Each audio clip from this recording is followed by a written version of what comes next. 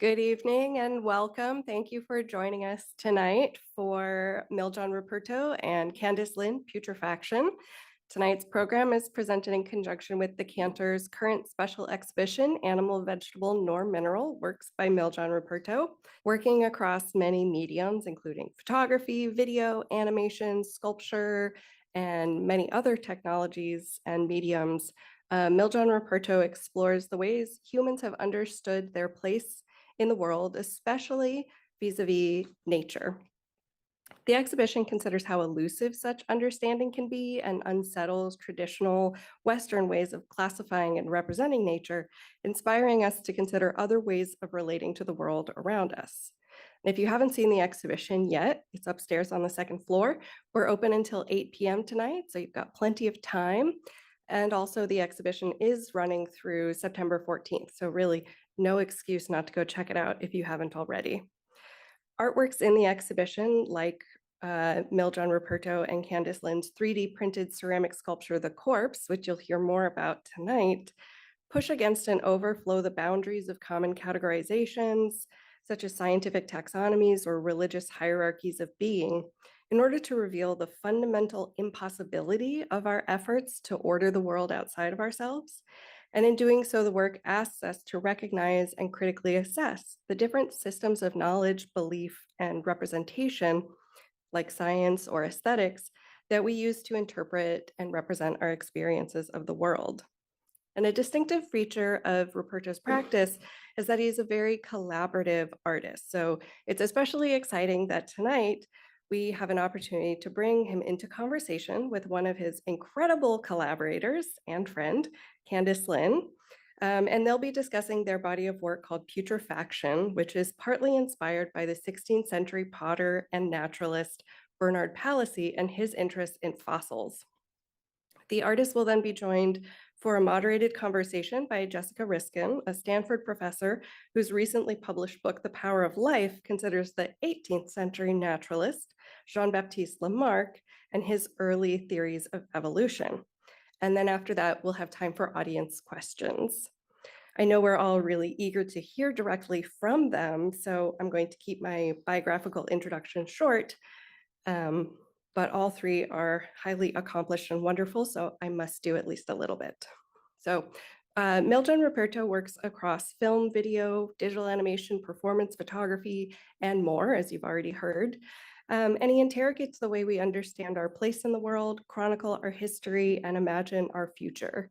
He received his MFA from Yale University and his BA in art practice from the University of California, Berkeley. His work has been shown at incredible venues nationally and internationally, ICALA, the Hammer Museum, Photo Arsenal Wien in Vienna, Maison Européenne de la Photographie, excuse my French pronunciation, in Paris, and Schinkel Pavilion in Berlin, as well as in several significant biennials, the Jakarta Biennial, Singapore Biennial, as well as the Whitney Biennial.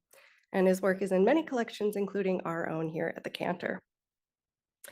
Candice Lin is also an interdisciplinary artist, and she works with installation, drawing, video, and living materials and processes like mold, mushrooms, bacteria, fermentation, and stains. Oh my God. Her work deals with the politics of representation and issues of race, gender, and sexuality through histories of colonialism and diaspora. Her work has also been shown widely, nationally and internationally, including at prestigious venues such as Whitechapel Gallery in London, Jameel Art Center Dubai, Canal Projects New York, Walker Art Center Minneapolis, Guangdong Times Museum in China, and Covet-Brewster Art Gallery in New Zealand, as well as in the 59th Venice Biennale, 5th Prospect New Orleans Triennial, and the 13th and 14th Guangzhou Biennales. And her work is in the collection of LACMA, MoCA, the Guggenheim, the Walker Art Center, and many others. Jessica Riskin is Francis and Charles Field Professor of History at Stanford University, where she teaches modern European history and the history of science. Her work examines the changing nature of scientific explanation, the relations of science, culture, and politics, and the history of theories of life and mind. Her award-winning books include The Restless Clock, A History of the Centuries-Long Argument Over What Makes Living Things Tick. What an incredible title. Science in the Age of Sensibility and the Power of Life, the Invention of Biology and the Revolutionary Science of Jean-Baptiste Lamarck. Riskin's new book foregrounds Lamarck's assertion, which at the time was belittled by his contemporaries with real and serious consequences for the living world, his theory that animals play an active role in shaping their own evolution. And this idea resonated for me with one thing that Ruperto said about the work The Corpse in the show, that Palissy's understandings of fossilization form recursive loops in the great chain of being where life and death cycle away from the directedness of a cosmic will. And in general resonated with me also of the exhibition's productive challenge to consider our power as individual entities, as well as collectively, to shape our shared existence and future. So very excited for tonight. We appreciate you all being here. Thank you especially to Miljohn and Candice and Jessica. And now please welcome Miljohn and Candice to the stage.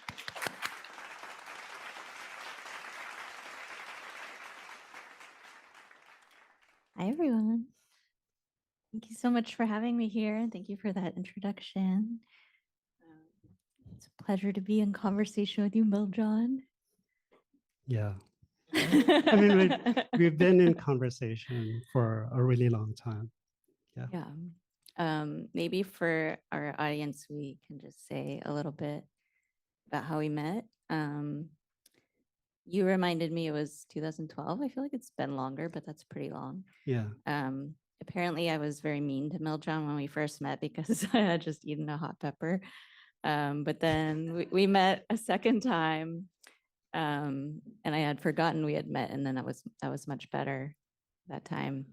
And I think quickly after meeting at our friend Gina Osterloh's show, we became quick friends, and we started talking almost immediately about some of I feel like we're sitting really close together, like rather than we just turn, so I'm like looking at you. Yeah. Maybe is that better or is that weirder? No, it's good. Okay. Yeah, we were talking a little bit about our interests in what you called, Miljohn always has a real flair for naming things and words, what you called transitive materials. And we hatched a plan to collaborate for the first time, which did not happen. We were going to make this animation based on, do you want to say more about it? Ball des Ardents? Yeah, there's this event called the Ball des Ardents. Burning Ball. Yeah, where basically the king and his noblemen basically caught on fire. Well, they were lit on fire by his like jealous brother, I think. Yeah. Yeah, and they were all dressed as woodwoes, which is a type of wild man. Mm-hmm. And so we decided to make an animation that's sort of like a alchemical allegory. Mm-hmm. And this is well, I think maybe there were different things that also drew us to the story, but I had been looking at the figure of the wild man as this like figure of otherness, pre-modern conceptions of race, racial otherness. And then there's this moment where Charles VI escapes the fire by going under his niece's or his aunt's gown. Yeah. And in our animation, he was going to turn into glass because he had this illness that made him afraid he was turning into glass. And I think that for both of us, we've been really interested in this idea of materiality that like shifts through and like disturbs categories like species or gender or other categories of life. Yeah. And then you didn't do it. I made my whole storyboard and drew all these drawings. So one more. And then yeah, I don't know what happened then. Yeah, I mean, the issue for me was really about thinking through medieval perspective and how, what is our position on on that? Yeah, Yeah. And so he sort of just stayed in limbo. yeah.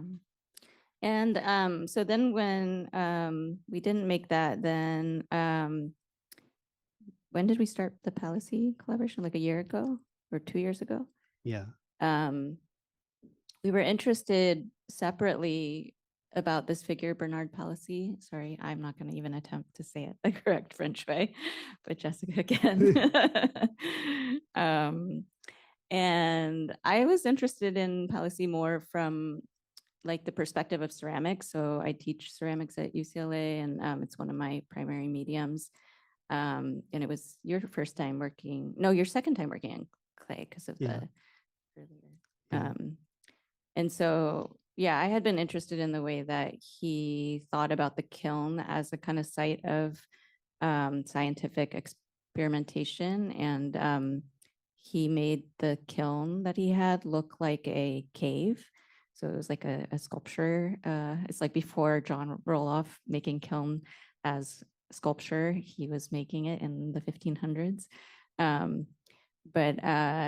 So he would put these things into his kiln as a way to try to reenact experiments on how he thought life was formed. And we talked about like being interested in that, being interested in like earlier forms of theorizing how animate and inanimate matter comes about, like theories like spontaneous generation.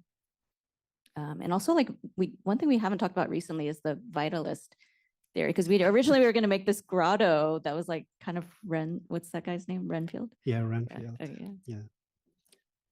Yeah. So the idea was, so one thing Palissy is famous for is that he basically cast live animals and made these ceramic plates as scenes of sort of primordial primordial scenes of spontaneous generation. He believed that somehow in the muck, there arises life. Yeah. Yeah. He actually was like, I guess, different from his contemporaries and more aligned with contemporary theories of science in terms of like actually observing fossils and actually observing rainfall and atmosphere and things like that. But he kind of comes out of this era where they were thinking like this division between living matter and inanimate matter wasn't as hard of a line. Yeah. And he made a grotto. He made several grottos, I think, which I got to see part of the fragments of. Yeah. So we were gonna make this grotto. Yeah, we're Do you gonna. remember? Yeah, It's still in the present tense. We're gonna make it.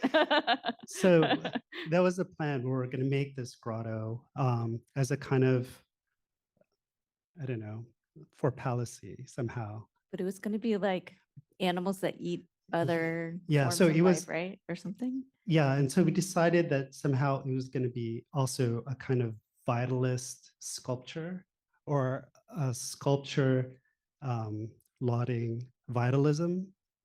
And the model Candice brought up is Renfield from Dracula, who would eat Spiders and flies to get and rats to get their energy. Yeah. And he was working his way up for bigger and bigger life forms. Yeah, and so we wanted to create a hierarchy or a taxonomy of the amount of energy that one could get in consuming animals. And that would be the scene of the grotto. Yeah. And because I, was approaching Palissy from a teaching standpoint, it's often paired with like mold making in my class. And obviously we don't go and like get live lizards and kill them or anything. But he wrote a lot about like wanting them to appear very lively and to hide the signs of violence by the way that you would reconstruct the mold to like hide if a limb was like smashed or whatever. But you made a project that maybe you can tell people about that I thought was really interesting, where you were working with a live snake. Yeah, basically, I was interested in sort of creating a kind of sculpture from duration, and so I scanned a snake that was moving and sort of collapsed a second of that movement into a sculpture, basically. That was cast or 3D printed Yeah, it was 3D printed and then cast in Yeah, ceramic. yeah. Mm. yeah. But then it was just sort of just tests. Mhm. Yeah. And then we started talking more about, Well, we got this 3D Potter bot, and Yeah. you're like, oh, we could yeah, make our grotto full of moving snakes that are 3D printed or Yeah. something. yeah. Candice's basically the whole idea was that we would hire dancers that would What? enact they would enact wild animals in costume, and we would scan them Oh. as they I forgot about that. ate each other Yeah. or like pouncing on them Yeah. and then eating them. I totally forgot about that actually until this moment. I think that was just the brainstorming phase. But what we ended up we were a little less, we were more modest in what we ended up coming up with. Yeah. But And less pornographic also. Yeah, was it sexy? It was going to be sexy. Yeah. Because you're watching these people, yeah, that dressed as different animals. Yeah. It's a long running theme. We can side note that, I think. Yeah. So less pornographic and more Yeah. about, I think I was thinking more about, I thought a lot about like for Palissy, the site of the swamp as a site of generation. Like I guess caves and grottos and swamps were often not only associated with like a kind of female genitalia and like a site of rot and decay, but also a place of birth and generation of living things. So we wanted to make a kind of cave corpse and print it out of this new Potter bot, which I'll never use again because I hated it as a process. Yeah, and so I think that's how I don't know how we got from people dressed as animals doing sexual dances, eating each other, to a cave corpse, but well, that was supposed to be the grotto. I mean, one of the things we're thinking about with this is also the weird format where Palissy would create these scenes on plates, right? Like a kind of, yeah, and no one's ever really done that. As a, like, what does that mean in presenting this recreation of a primordial scene, and why is it on a plate? And I think we started talking about how basically how in sort of a vitalism way, right, or in a vitalist way, how animals become basically is made for consumption.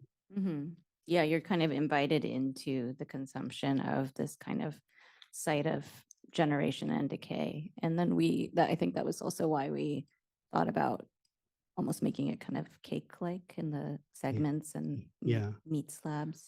Yeah, we wanted to make it a meat slab. Yeah. Like, yeah.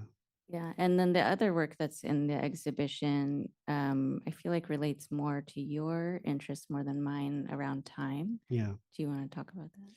So it's sort of similar to the moving snake, but basically, I started becoming interested in John the Baptist, the figure of John the Baptist, and I scanned the head of Rodin's John the Baptist from downstairs or here, and sort of created the simulation where his head would roll.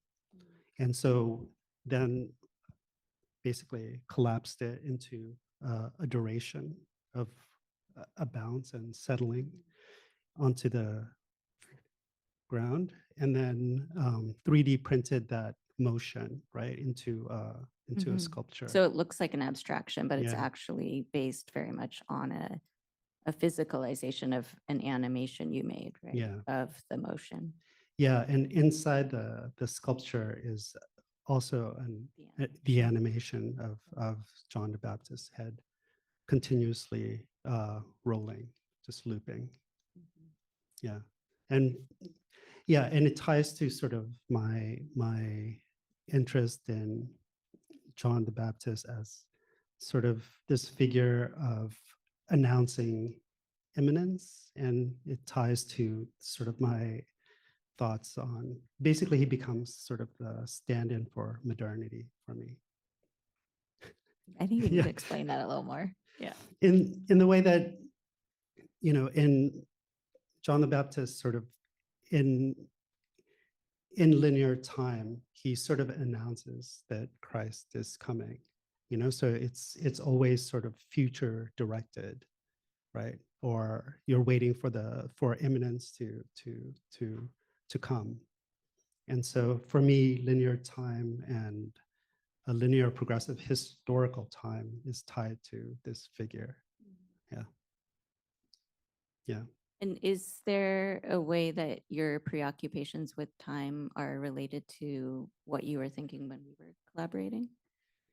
Yeah, I mean, we're thinking about fossils also in geological time and various sort of types of temporalities, and also a kind of recursive temporality also, like when I was thinking about, loops, and we had this discussion also about how you thought of ceramics also as a kind of looping system. And so, yeah, by that, you, like I was saying, that like clay being decomposed, rocks decomposed and weathered by environmental effects, and then rocks kind of going through the action of the kiln, or reverse, the kiln kind of mirroring the action of the processes of heat and pressure that happen under the crust of the earth. Yeah, that there are these cycles in ceramics that echo geological cycles. Yeah, and there was something nice, I guess, that something nice about having these sort of recursive temporalities that loop into each other, to itself. And I think one of our, Candice and I share, I don't know, we share this love for this motif of the Ouroboros, like a snake eating its own tail. Yeah. I'm not going to pick up that thread, but I wanted to say that, like, also I feel like the beginning of your exhibition is interesting to me because it kind of starts out by, elucidating the title of the show, which I don't know which order it goes in. Neither animal, mineral, or vegetable, with some different works that you were thinking that through that. And I was thinking about how also these ceramic processes and like the idea of fossils are these moments that I feel like we've both been really obsessed with. So in Ordinal, there's this moment that I had forgotten about till I rewatched it, where the main character, Josiah, like is doing some kind of divination with rocks, but they're actually Yeah. black jet, which is Yeah. a fossilized plant matter, right? And that there's this confusion of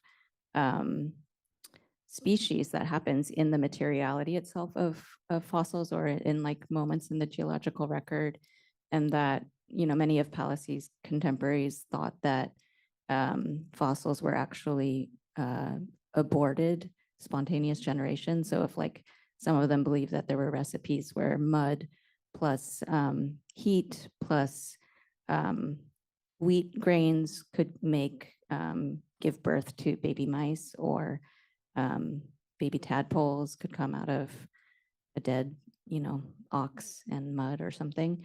And that fossils were this kind of proof of that spontaneous generation theory, because they were like half formed, but they hadn't fully come out of the mud, but were whatever stillborn forms of that kind of life. I don't know where I'm going with this now. I got on a tangent. Oh, okay. Okay. On that note, because it's very related to Lamarckian theories that Jessica will tell us about. Well, thank you so much. First of all, I just want to say, Miljohn and Candice, I am so psyched to get to do this, be in conversation with you. And thank you to Christina and Vivian and Kwang Mi. In general, animal, vegetable, nor mineral, and in particular, the two putrefaction pieces, they really pick up all the themes that I have been obsessing about and dwelling on while I've been writing this book. So it's wonderful to get to talk to you about them. And also, I also want to say that one of the things that interests me about Lamarck and about his period, about kind of 18th and 19th century science, is that it was not distinct from art. Am I holding this too far away? It was not distinct from art or philosophy or literature or anything else. It was all one inquiry. And so, it's especially exciting to get to talk to artists about some of these themes. So should I try to show slides or, yeah. So I will tell you, I'll start with, spontaneous generation. Well, actually, I'll start even before that by saying Lamarck was the guy. So probably most of you have not heard of Lamarck. I don't know if you have or not, but he was the French guy who in 1802 coined the word biology. So there it is on the left side of the slide for the first time in handwriting in his notebook, and on the right side of the slide for the first time in print. And he, most people associate him with giraffes because they know that he said that giraffes, by stretching their necks to reach high leaves, elongate their necks and then pass down the change to their offspring, and so on. It gets added up over generations. But he did say that. He said all kinds of interesting things. But one of the things he said was that life originates in spontaneous generation, and that although not from rotting meat, he thought that it was the forces of nature, electricity, heat, acting on inanimate matter and causing the spontaneous generation of just very, very simple animals like, algae and protozoa. But nevertheless, he had that continuity from inanimate to animate, which I think is a theme of your work. And also among forms of life, from plants to animals, and from animals and plants back into inanimate matter, that there's a kind of cycle to it, that the productions of plants and animals then become the kind of composed surface mineralogy of the earth. So on the right side of the slide, you see his first chart of evolutionary development. And this is a representation of how he thought plants could make themselves just from sunlight, air, and water. I mean, indeed they can, but his idea was that therefore they originate this cosmic relay chain by inventing themselves just out of sunlight, air, and water. Then they pass on the compound matter that they create, they pass on to animals. Animals transform it further, and it kind of becomes part of this cosmic cycle, which I think, is a theme of your art. Let's see, I won't dwell on all of these pictures, but okay. So this is just by way of saying why I'm especially excited to get to talk with you. And maybe, where shall I start? You've already spoken about some of the themes that I was going to bring up, but maybe I'll start with a question about dimensions. Because, so we've talked about how you quote Palissy, the French artist, and I think you also quote Rodin, or kind of your work refers to Rodin. And there's one difference to me that is really quite striking between their work that you're drawing on and your own work, which is how many more dimensions you're using. So like in the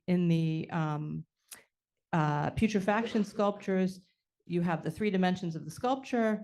Then you have, if you look into the holes in the sculpture, you see this 4th dimension, which is these video animations. But then actually the video animations consist of more than 1 dimension because they're moving in time. So there's also motion. So that's 5 dimensions. I know each of you also use, we talked about this a little bit earlier, fog and smells and sound, and you have those VR. So you're using, I don't know, I've lost count how many dimensions that is, which compared with Palissy and Rodin, who were just stuck in 3 dimensions, it's very different. So I wondered if you could, what do you think about that question of dimensionality? I mean, it's interesting from a ceramics point of view, because I think Palissy was always like, he also was really interested in ceramic color and how it had to go through time and like, time and change to arrive at a thing. So even though it's maybe in the dimension of this physical object, it's I think interest for him was like what that singular object revealed about the time span that came ahead. But I don't know in terms of, I mean, that's more a Miljohn question. Miljohn is obsessed with time. But you're thinking color adds a dimension? Color is another dimension? Well, I think that like, I think he was like really interested in the way that material things that seem like stable objects actually were intriguing to him because of how they almost had an opacity around a time that they wouldn't fully reveal. Like you can't see what happens in the kiln. So he would be like, I think when you add the heat of the kiln and the pressure of geology to these things, that crystals are growing, similar to when I have my mud little experiment and I put it in salt crystals or whatever. So there was a way that I think he wanted a singular object to unfold time within the act of looking. Interesting. Yeah, and there's also the arresting of time or arresting of life also in trying to replicate these natural forms, and I think Palissy helped us think about multiple temporalities. I think it opened up that for us, thinking about a kind of recursive time, geological time, and also a kind of sort of living time. Now, but okay, so I can see that maybe I've been underestimating Palissy. he has the 4th dimension in there. Maybe and maybe fountains, 5. right? Didn't he also make fountains that you write about in The Restless Clock? Yeah. Like in the grottos? Palissy, no, I don't think so. That's a different artist. Okay. Not the same place. But we got color and we got time, so maybe 5 dimensions. Nevertheless, you have like motion and anyway, senses are an aspect of this, right? Because if you look at his sculptures, maybe you have, it's visual for sure, and maybe touch, right? But now you have sound, smell in some of your work. Do you use smell? I was suggesting to Miljohn that he should use forest scented wipes to clean the VR headsets.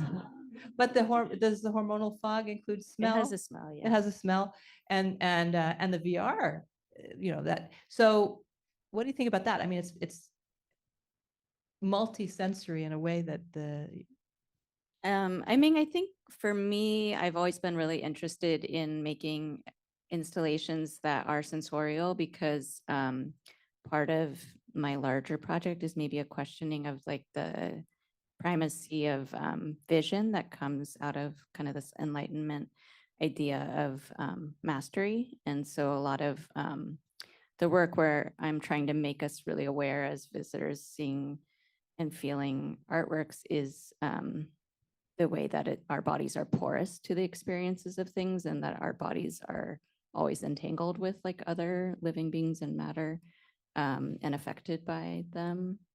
And I think that paradigm is like a shared one around, like when I see your exhibition, I think how much we have in common in terms of like a critique of these kind of Western notions of, evolution or the great chain of being, and this kind of primacy of vision, primacy of the kind of European male dominance.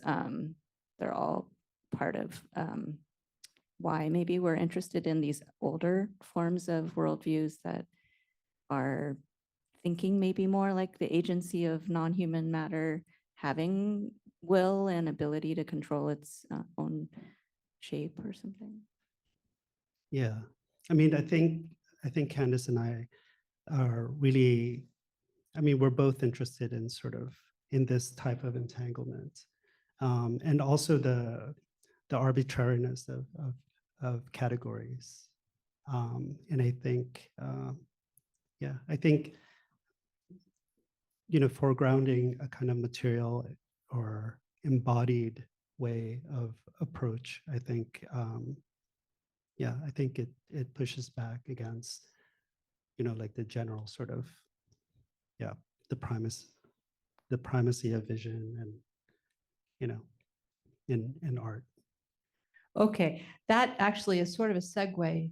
Maybe some of the things you've said have provided a kind of segue to something else I wanted to ask you about, which is about violence. So Palissy, I have always thought that Palissy, he gives me a little bit of a chill down my spine, because you see these images, first of all, they look peaceful and they also look lively. But that the animals are dead and that their death involves some kind of violence. And it seems to me that your work is the exact opposite. So like the putrefaction pieces, they represent maybe a kind of violence, but there was no violence involved in creating them. And like, for example, when you were talking about this work you've been doing with a snake, it's using a living snake in motion, as I understand. There's no violence there, And so I wonder how you think about that. Like when you see Palissy, do you have that same chill down your spine at all? And do you see what you're doing as being sort of, you're representing violence in a totally non-violent way, in a way that he's doing something like the opposite? Or what do you think about this? I think one of the ways we sort of thought through, at least I was thinking through this issue, really is to put this this sort of vitalist, or this energy into the axis of time, and that's how we could sort of solve this issue of killing animals for, to sort of, I mean, there's multiple ways of looking at of this sort of extractive practice of palaces. And I think, yeah, I mean, we talked a lot about it, right? Like this sort of issue. And at times we wanted to lean on it and making that hierarchy of the vitalist grotto. Yeah, but I think ultimately we started thinking about it in terms of time and putting, the representation of that vitalism into the temporal. And I think that's how we solved it, right? Or whatever, addressed it. Yeah.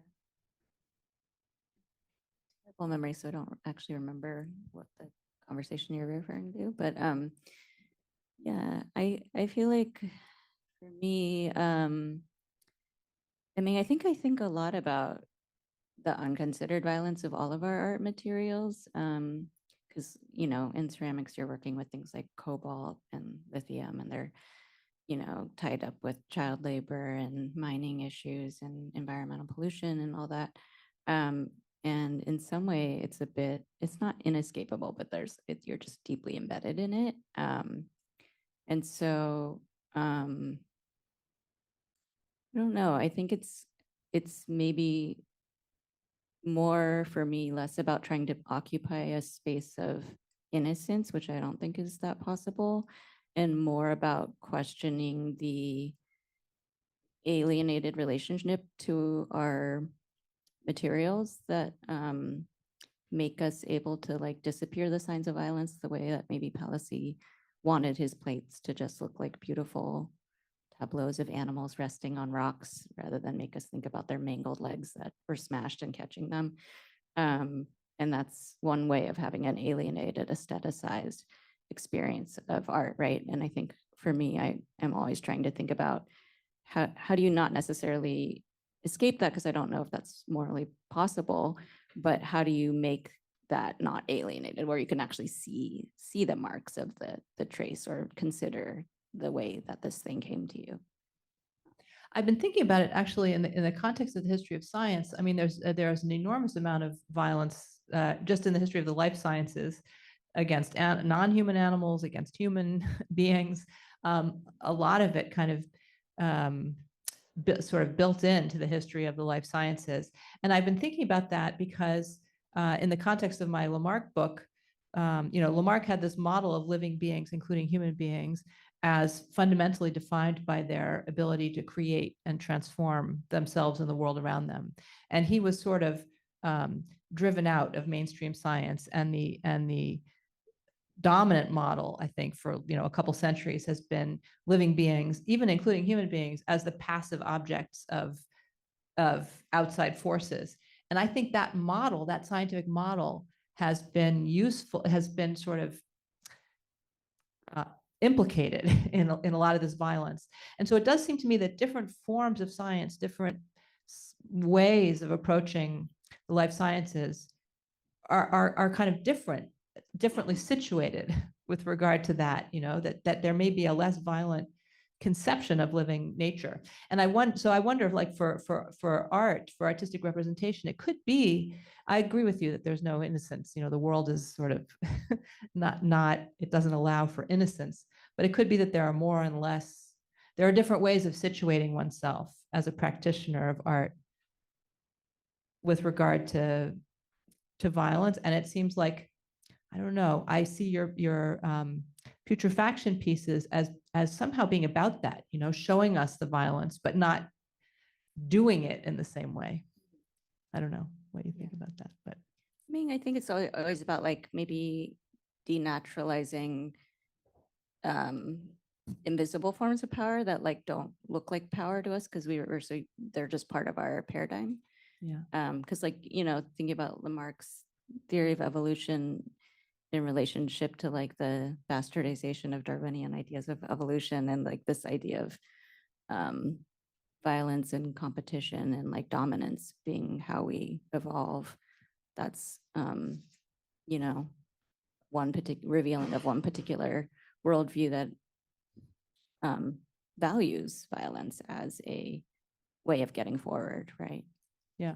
And yeah, I don't know. I don't know what putrefaction our piece does, but I think it is. I think a lot about storytelling in my work, and that like if there are like things like these stories we tell in our society around what we believe, like that we can look at maybe older models that are laughed at and out of date now because they might have some useful, I don't know, alternative like worldview in them. Mm-hmm. Yeah, which I think is kind of why you recuperate Lamarck, right? Absolutely. Yeah. So what about this now? I am really, because I teach the history of science at Stanford University, I'm always trying to bring together, I'm sort of the soul of interdisciplinarity. I really want to try to bring together the humanities, the sciences, the students from all corners of the campus, and the arts.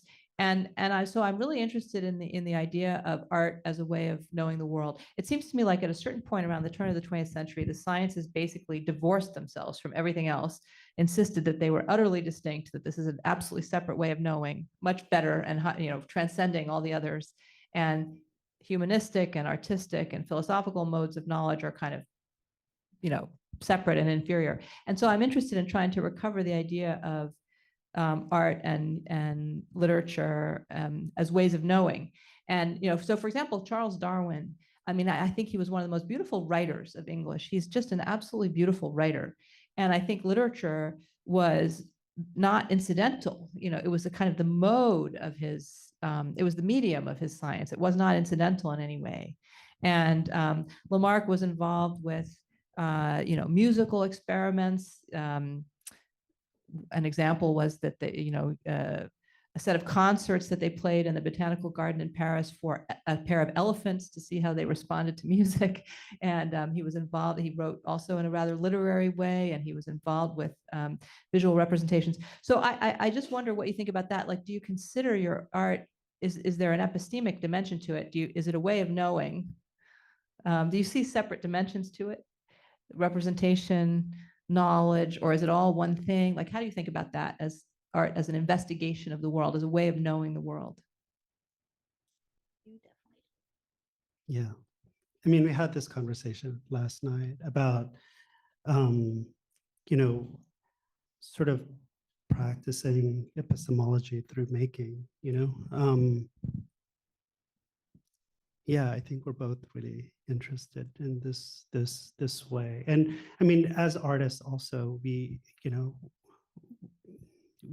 don't uphold those disciplines. So we're able to sort of take what we want from, and well, I imagine there's also a lot of technical stuff in what you do, right? I mean, we were just talking about the materials for ceramics, but also the animation. I mean, it's there. Can you talk a little bit about that, like all the scientific aspects of what you do?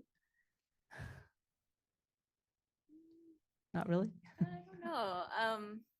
I mean, I didn't want to rush through your question, but like, I also feel like one thing we were talking about last night, because I was saying that we were talking about artists being addicts and how anytime we have money, we just throw it into like making more art or like this urge. And I was like, but it's funny because for me, there's such an intense like bodily tactile pleasure in art making. That is why I want to keep doing it. And I was like, but Miljohn's such a philosopher that I was like, what is it for you? And I think it's maybe this epistemic world making, the way that you use these philosophical propositions in your work to think through like time or things I find difficult to talk about. yeah, I think we came to the conclusion that, in making these things sort of, it's through art, basically, through art making, we,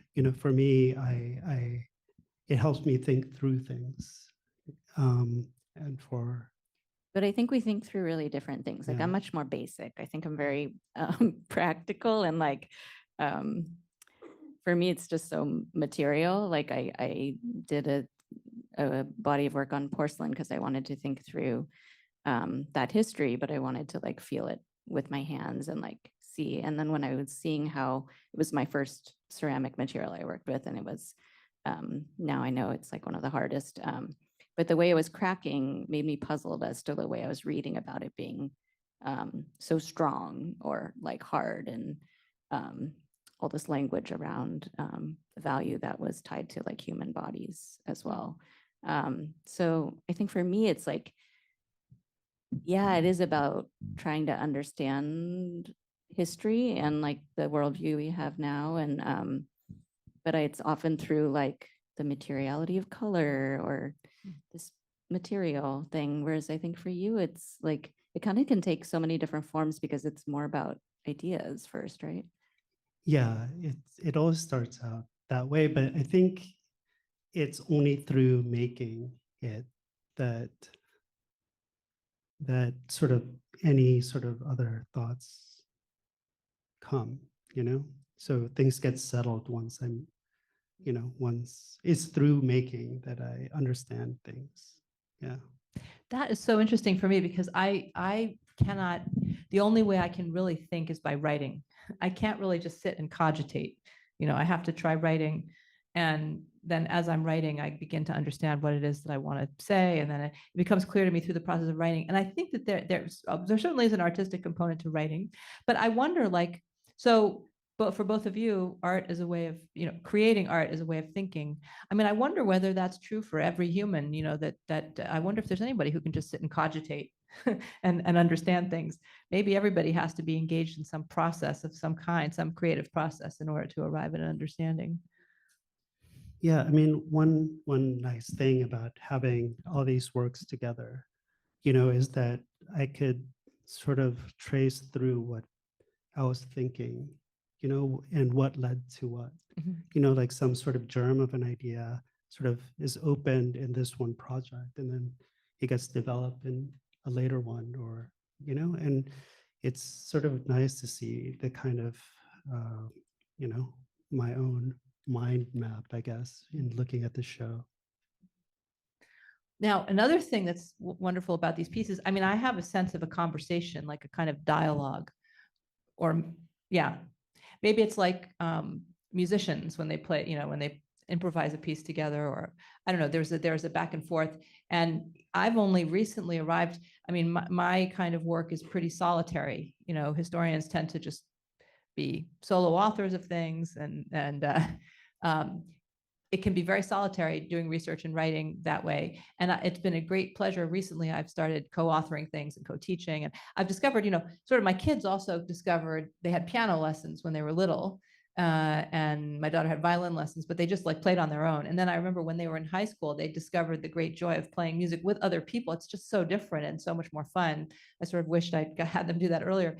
And so for me also, I wish I'd done it earlier. So I'm wondering, like, how do you compare the process of working together? Have you done lots of collaborative work in your careers, or is this like fairly recent? Not so much for me. I have a collaborator, piece staff, who made the hormonal fog with me Right, that yeah. you mentioned earlier. But no, I think, am I forgetting someone? I mean, I have a lot of people. I feel like even before we collaborated, like always have you're in my mind that I'm having a conversation with among like a family of other friends, artist friends.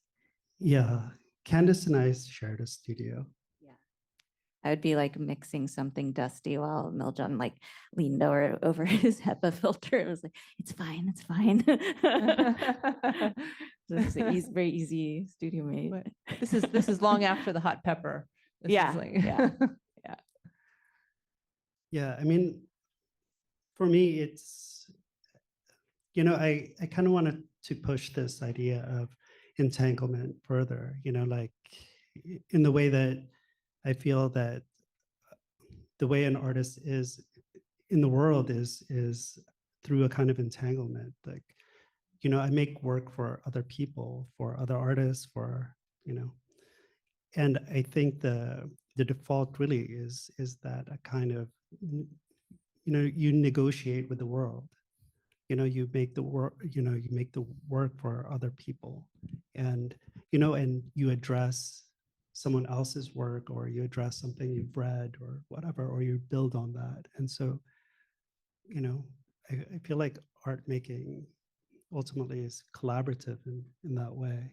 Interesting. So, but are you saying then that there's not that big a difference between doing a solo work and, because in any event, it's still collaborative. So it's not really that different to be working with another artist? I mean, there's more of a, of course, there's the presentness of the other artist, and so there's negotiation. There's like an active discussion and conversation.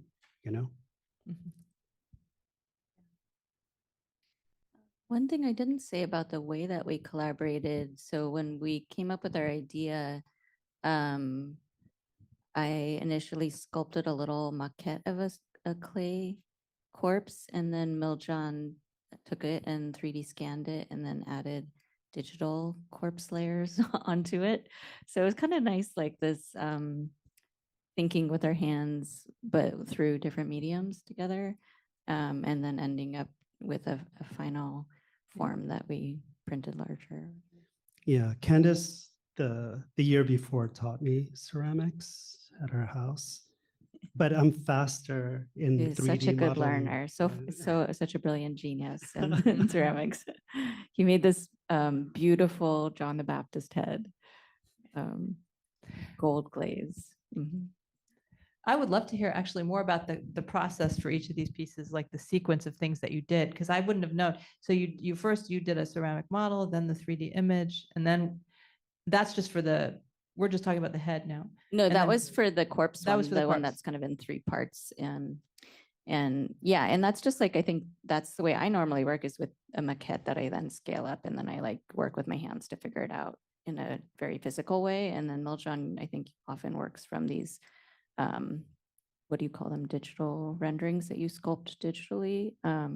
Like, I mean, you could talk about the The voynich, because yeah. those are really interesting. Yeah, so I got faster in modeling through, or 3D modeling through the Voynich botanical studies. But one thing though, Do you want to say what that is? Do you mean the Voynich manuscript? Yes. you say something about that? So his work, do you explain it? I don't want to explain it. oh yeah, so this Yeah. this Yeah. this Yeah. image is from this work called is another collaborative work with my friend Ulrich Heltoff, and we made this work basically where we took the images from the Voynich manuscript and made photographs. And plant can you say just what photographs. the Voynich? I think I know what it is. It's Yeah. it's a very mysterious manuscript. I think it's in the Yale It's at the Art- Beinecke. library, Yeah. and it's totally mysterious. Nobody knows who wrote it, and it has these beautiful images. But I get stuck there. Then what? Tell us. Like nobody knows when it's from, even. They kind of know. I mean, the vellum is from the 16th century. And the writing, nobody can read the writing. Yeah, it's notable in cryptography circles because the writing or the text is no one has been able to decipher.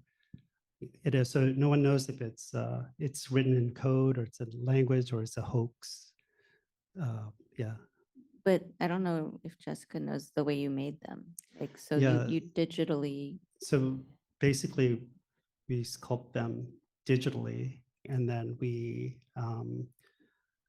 we also take plant textures and we texture these digital plants through the photographs that we made. So it's kind of like a collage, or we think about it. You dress them in a skin of Yeah, the scans of plant Yeah, textures. yeah.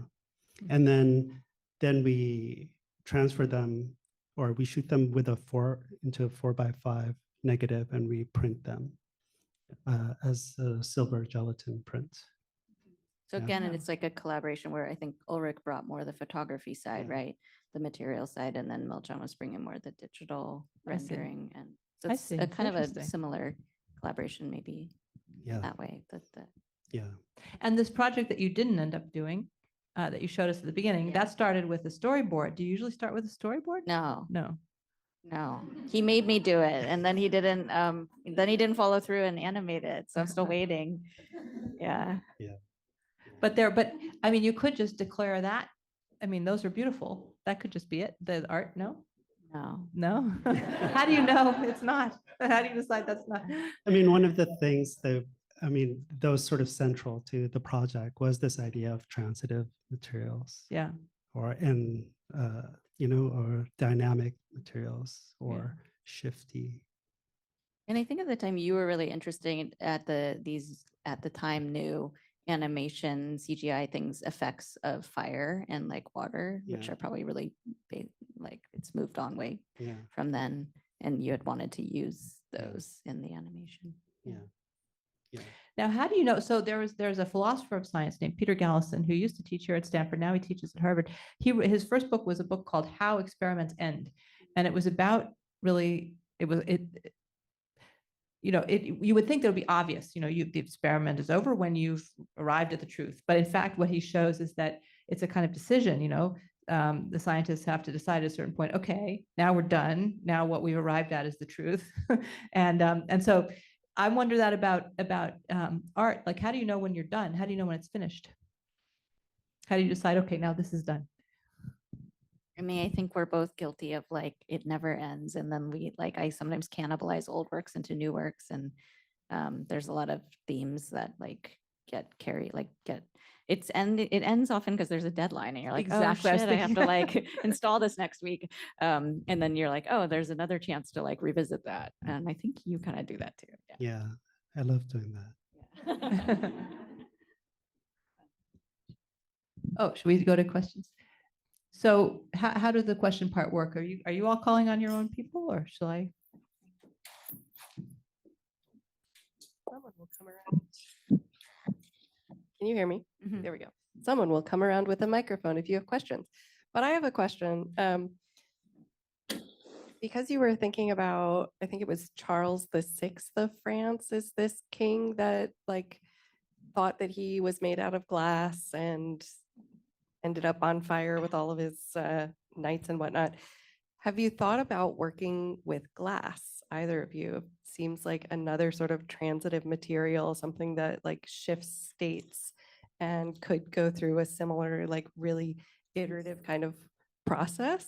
So I'm just curious if you've thought about glass. I just got to start working with glass. Pilchuck invited me to be an artist in residence last spring, and I got kind of obsessed. And then I took some lamp working classes in Berlin. And yeah, I mean, part of why we were interested in Charles VI was also like the way that a technology or a material that was new for the time could take on almost like a charge to it that then gets translated to an idea of vulnerability in the body. And yeah. Are you working with glass? You'll learn it. No, From- yeah, yeah. I would love to. Teach you once I figure it out. Yeah, yeah, Virtual glass. yeah. I mean, I could do that, but real glass is interesting. If Candice teaches me, then I'll do it.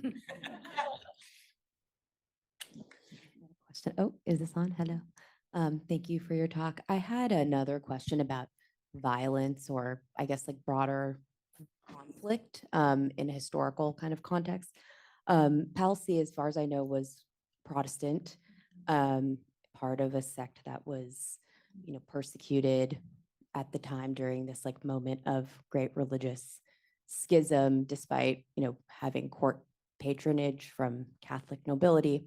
But, part of this very kind of iconoclastic sect of Protestantism. And I was just kind of wondering if that kind of historical moment is present within like your engagement with this work. With that moment is such a time of kind of reorganization, like violent breaking apart of these questions about visuality, materiality, the body, and all these things, especially given the piece that has the rolling head of John the Baptist, who's like a martyr in and of himself. So I was just wondering if that kind of like moment informed some of these pieces, or maybe not.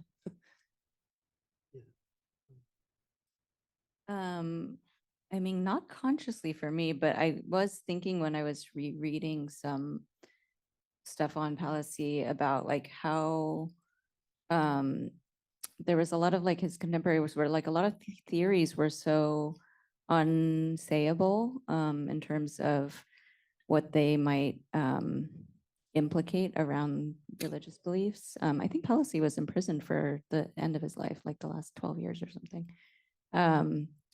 And, like the Copernican revolution and different like theories around that like really brought into question worldviews around God. And we're definitely living in a time where people are being, imprisoned and punished for things they say that call into question dominant worldviews. But I don't think I was consciously thinking about it for this work necessarily.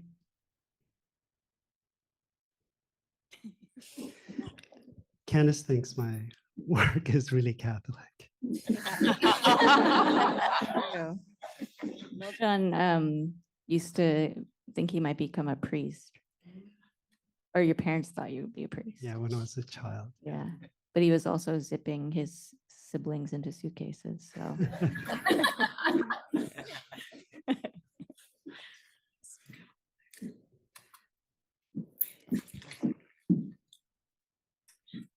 it's really neat to be in your presence, especially also like as you were just saying, like going to be a priest or something, whatever. You have this really lovely kind of monk-like aspect where you kind of sort of keep giving things away, so I don't know if it's fair to even like truly like direct a question to you, but you talk at one point about vitality in the access of time, and you also talked about being able to walk through and see like the exhibition as kind of a mind map of your thoughts. And then you were talking about the dimensions. And I was wondering if you would be willing to expound just a little bit on time. It seems like it's a big part of like it either exists or it doesn't. Are we future? Are we past? Are we history? Are we now? I'm wondering if like, what does that mean, axis of time? Yeah. During COVID, I wrote this paper, and the title is an operational account of Western spatiotemporality. And I sum up basically Western ontology in 5 pages. And that's kind of the joke, you know, but it sort of also reveals sort of how I think about time and sort of using different types of temporalities to sort of get at the sort of the core of our biases. You know, we think that, you know, the way we conceptualize time is, you know, is sort of in the West is tied to science, you know, but there are all these other types of ways of thinking about temporality. And I think, yeah, and so I wrote this paper, and yeah, I mean, Maybe you could talk about the Millerite piece in relationship to that essay.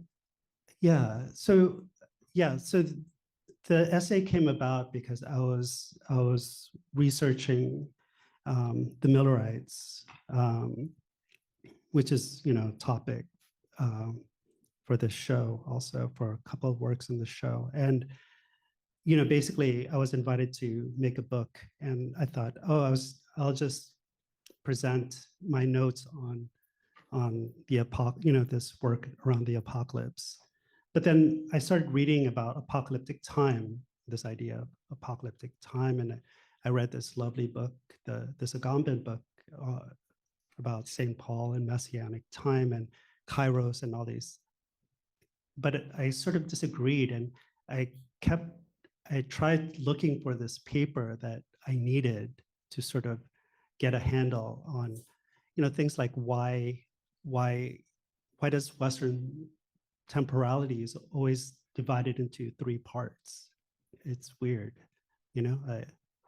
It's, you know, like the past, pre-modern, present, future. yeah, and pre-modern, modern, and contemporary time, you know. And so it always fits this sort of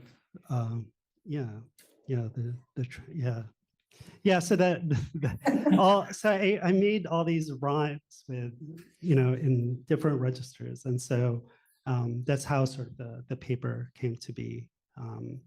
I could send you the paper if you're interested, but it's a lot to unpack. So the VR piece that has the triad, is that are you poking fun at that?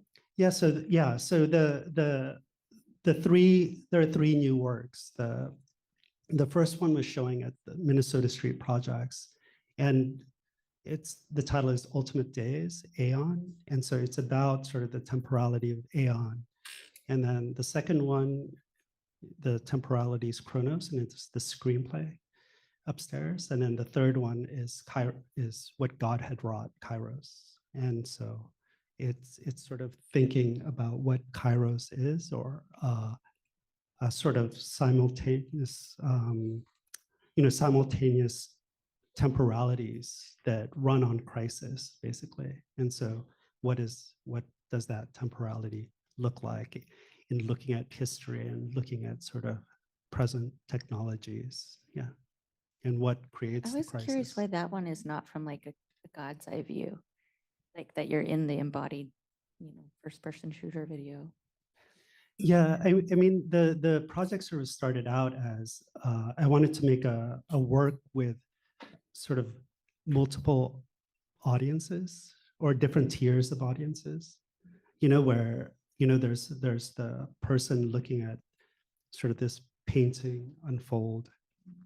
And then there's a person immersed in that painting but they're sort of engaged in this sort of isolated world, and then there's people that are looking at this,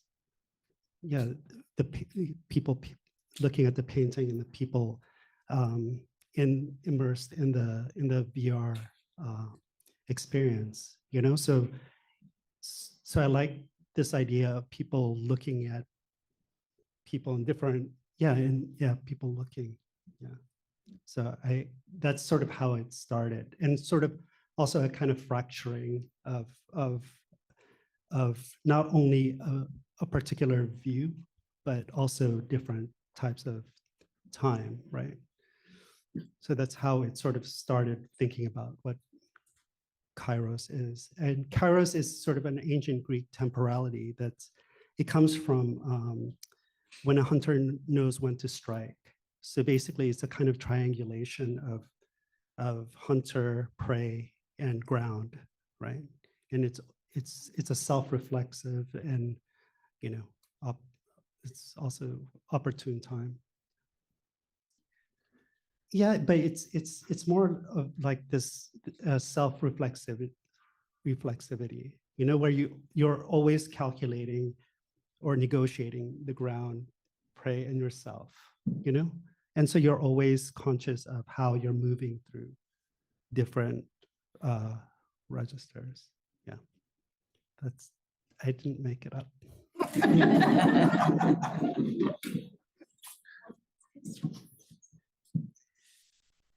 When you were talking about Palissy, a moment ago, I thought of another question I wanted to ask you, which is there's a historian at Columbia, Pamela Smith, who has written, I think we talked about her, she's written a lot about Palissy. Her idea about Palissy, I think her main idea is that the knowledge, somehow the knowledge that goes into creating his art is not, it can't be expressed in words. It's embodied knowledge, it's tacit knowledge.